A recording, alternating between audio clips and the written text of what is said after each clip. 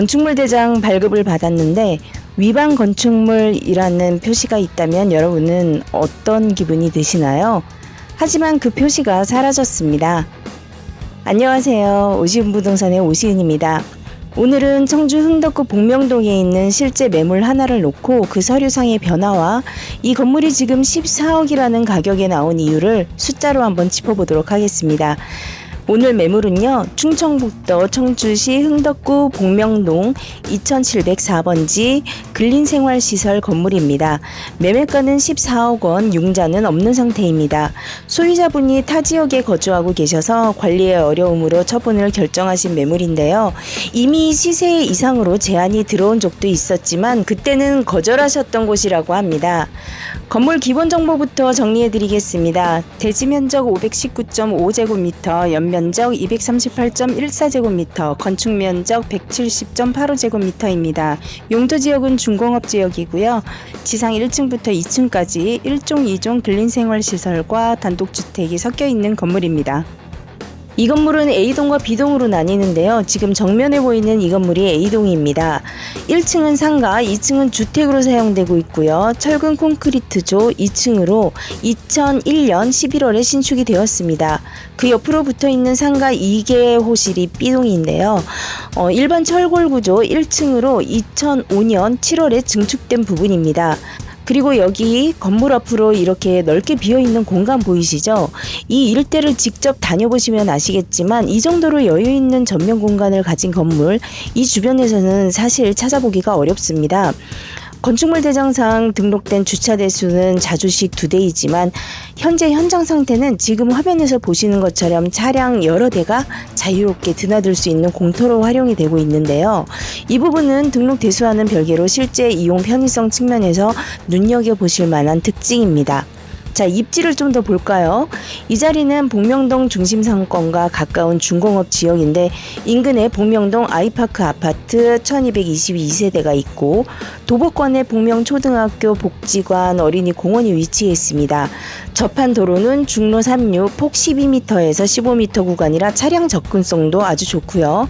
다만 토지 이용 계획을 보면 가축 사육 제한구역과 상대 보호구역에 걸려있는 부분이 있어서 이 부분은 신축이나 용도 변경을 계획하실 때 확인이 필요한 항목입니다. 자, 이제 오프닝에서 말씀드린 부분을 짚어보겠습니다. 이 건물 사실 얼마 전까지 건축물 대장에 위반 건축물이라는 표시가 있었는데요. 새로 발급받은 대장에는 이 표시가 사라진 걸 확인하실 수가 있습니다. 소유자분 말씀으로는 이 상태 그대로 매수를 하셨었고 이 오명을 벗기 위해서 그동안 세입자 퇴거를 기다려 오셨고 그 과정에서 현재 3개 호실이 공실로 남아있는 상태라고 합니다. 위반 부분을 모두 철거하신 뒤 지금은 대장이 깨끗한 상태로 정리가 된 겁니다. 사실 이 철거가 한창 진행되던 날, 그날 현장에 나갔다가 소유자분을 직접 뵙는 우연이 있었습니다. 타 지역에 계셔서 1년에 몇 번 오시기 힘든 분이신데 하필 그날 철거 현장에서 마주치게 됐거든요. 덕분에 이 매물의 진행사항을 서류가 아니라 직접 눈으로 확인하고 또 직접 이야기를 들을 수가 있었어요. 그래서 화면에 보여드리고 있는 현재 영상은 철거가 모두 마무리된 이후 실제 현재 상태를 촬영한 자료이고요. 사진은 제가 당시에 철거 현장에서 촬영했던 사진입니다. 여기서 시청자분들이 오해하지 않으셨으면 하는 부분이 있는데요. 공실이 많다는 게 무조건 나쁜 신호는 아니라는 겁니다. 이 경우는 임차인을 못 구해서 생긴 공실이 아니라 위반사항을 정리하는 과정에서 발생한 공실이라는 점, 이 차이는 꼭 구분해서 보셔야 합니다. 그리고 건물 뒤쪽으로 통로처럼 이어지는 공간이 하나 있는데요.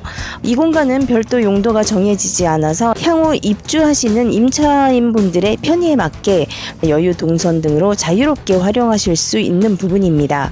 자, 본격적으로 대지 가치를 살펴보기 전에 현재 임대 현황도 참고로 잠깐 짚고 넘어가겠습니다.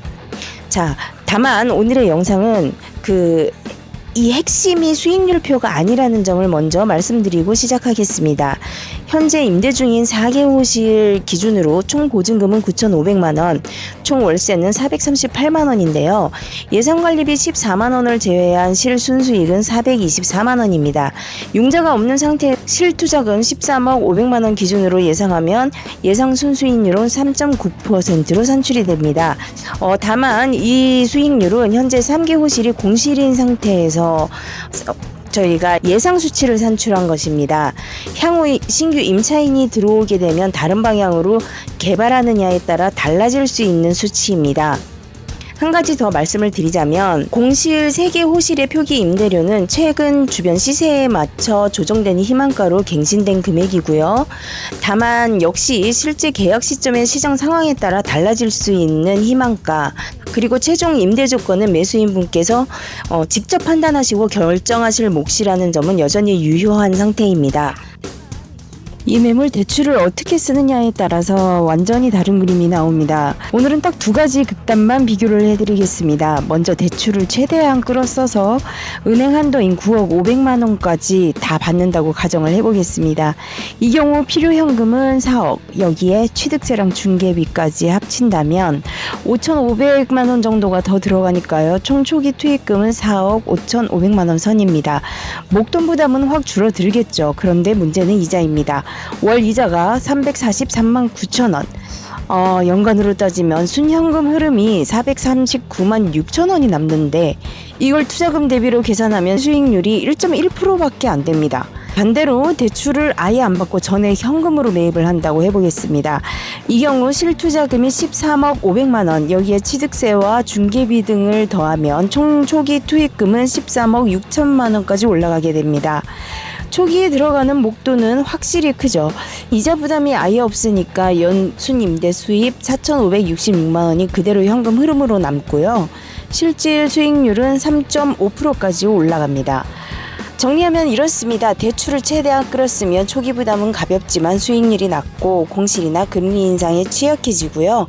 반대로 현금으로 매입하면 목돈은 크게 들어가지만 수익률은 훨씬 안정적입니다. 짚고 넘어가야 할 부분이 있어요. 지금까지 계산해드린 수치, 대출을 어떻게 쓰든 실질 수익률이 1%에서 3%대 사이입니다. 냉정하게 말씀을 드리자면 이 정도 숫자로는 이 매물을 수익형 부동산이라고 부르기는 어렵습니다. 이 매물의 진짜 가치는 임대 수익이 아니라 대지 자체에 있습니다.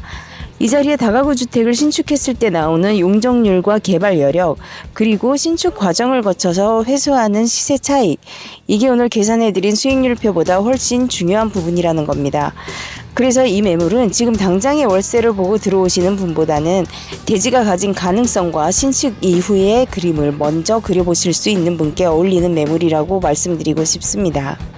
이 건물 자체의 실거래 이력은 2011년 11월 8억 7천만 원에 거래된 기록이 등기부상 남아있고요.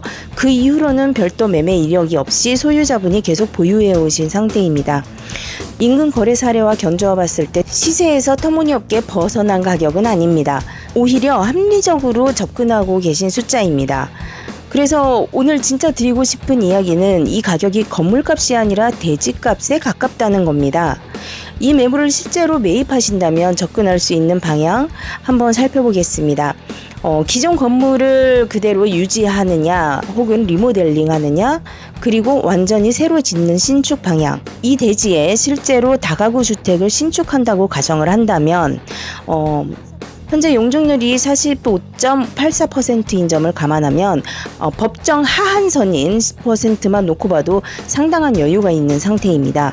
여기서 한 가지 중요한 변수가 있습니다. 다가구 주택은 건축법 시행령상 별도의 규모 제한을 받는 주택 유형입니다. 이 숫자를 이 대지 519.5제곱미터에 대입해보면 용적률로 환산했을 때 약 127% 수준입니다. 다시 말해서 이 대지에 다가구 주택을 짓는다면 실제 규모를 결정하는 건 준공업 지역의 법정 용적률 상한이 아니라 다가구 주택이라는 건축물 유형 자체의 규모 제한이라는 겁니다. 층당 바닥 면적으로 계산을 하면 220제곱미터 수준이 되는데 대지 대비 건폐율로 환산해도 42% 정도, 법정 상한 70%에는 여유가 있는 수준입니다.